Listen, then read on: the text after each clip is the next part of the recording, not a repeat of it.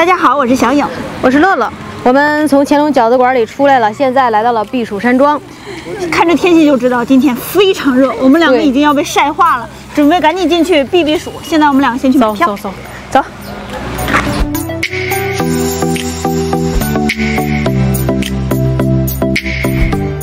我们的票已经买好了，票价是130块钱一张，相当于淡季的时候能逛3次故宫，旺季的时候能逛2次故宫，还有点富裕。现在我们两个要去看看值不值这个票价，走吧。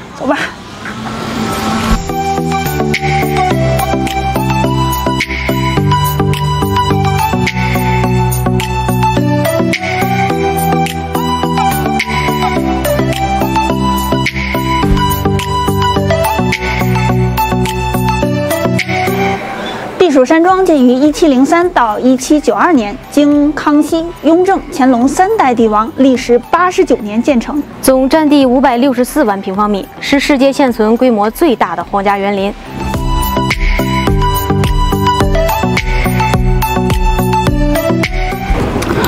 我们两个呢，从德惠门那个检票口进来，一路向左走，经过了2个检票口，现在来到了避暑山庄博物馆这里。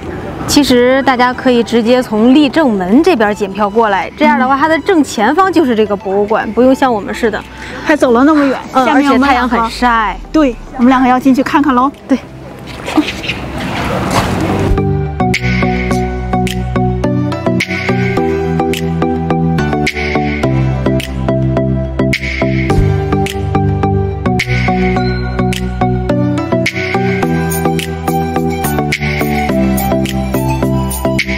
哎呀，我觉得进来还有一丝丝的凉爽。你确定不是心理作用？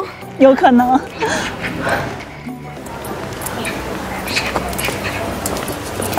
你看两边一边一个石狮子，石狮子。古代的时候，石狮子的作用是啥来着？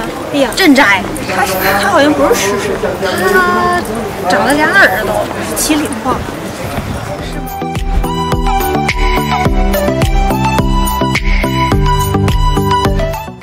到了避暑山庄，大家都像打卡一样排队照相，于是我们两个也照了一张。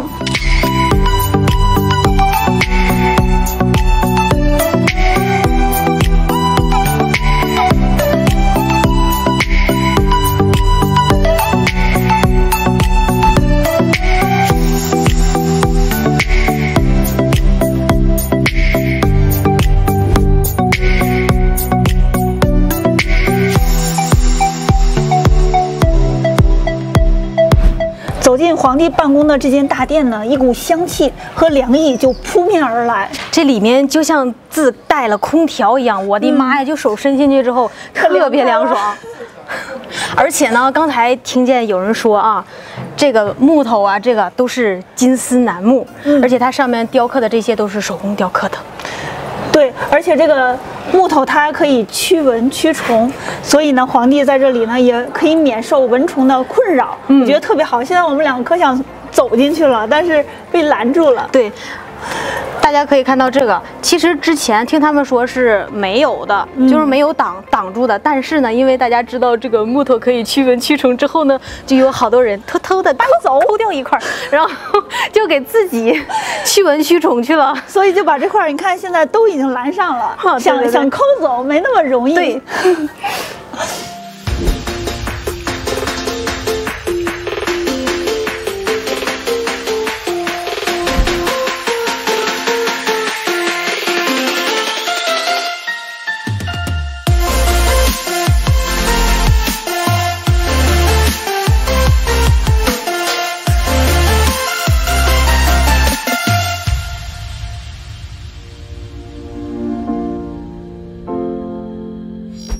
走过前面的那个宫殿呢，我们来到了我们身后这个。听说这个地儿呢是古代皇上他上朝前换衣服休息的地方。对，如果大家想了解更详细的知识呢，当，现在的建筑，现在这景点都非常现代化，有2维码，微信扫一扫就什么都知道了。没错，非常方便。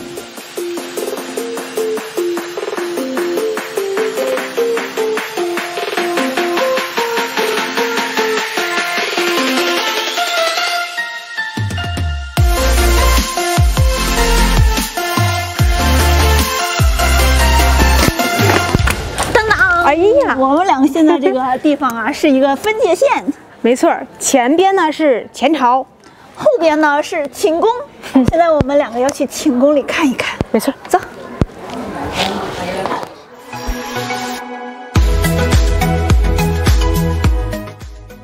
在寝宫前面这里呢，我们发现了康熙和乾隆的画像，他们长得都好瘦啊。我觉得一定是处理政务太费精力了，所以把他们给累的。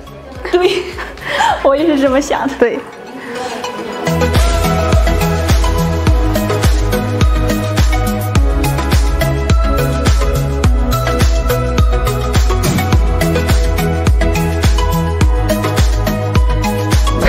我和乐乐现在站的这个小屋子呢，就是皇帝睡觉的地方了。来，让我看一看啊。其实它也不过如此嘛。里面呢只有一个床，一个炕，炕上有2个小桌子，还是很小的。然后皇帝的床呢，它是又瘦又长，当然了，寓意是长寿。对。而且呢，那个嘉庆和咸丰2位皇帝呢，都是死在了里面的。对，还有丧权辱国的条约也是在这个小桌子上签的。对。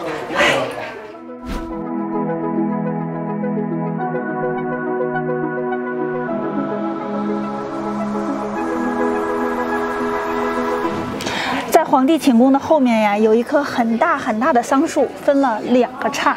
刚才导游说呀，买房的时候记2点，一个是前院有柳树，2是后院有桑树。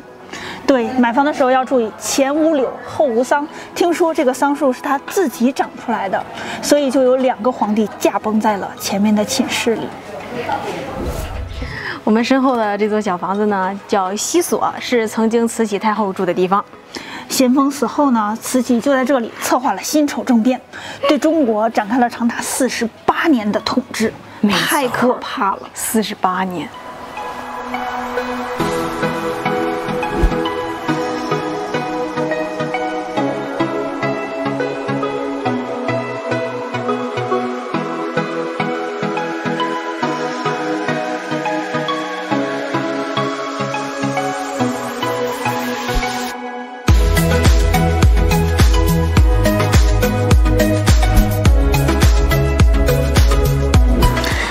我和乐乐来到了博物馆的最后一堵建筑前，这个建筑呢叫做云山圣地。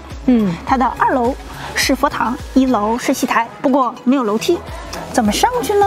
这你就不知道了吧？你看咱身后，这块石头，你以为它就没有什么作用了吗？人家皇帝呢不走寻常路，他要从这儿一步一步的爬上去。看那个石头像不像云彩呀？对对对，所以这个皇帝就像踏着云上去的。等走到那边的角这儿呢，他就可以从石头上，到2楼了。只能说以前的皇帝真的很任性啊。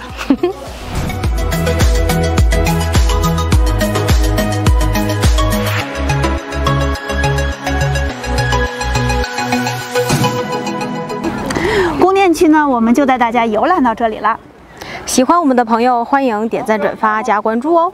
下一期我们会带大家游览下湖区。没错，咱们下期见。